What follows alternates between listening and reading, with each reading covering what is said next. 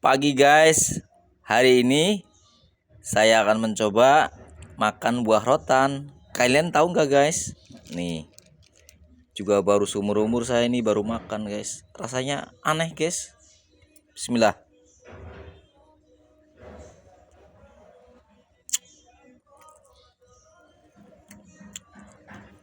Ternyata ada bijinya guys. Rasanya keren guys.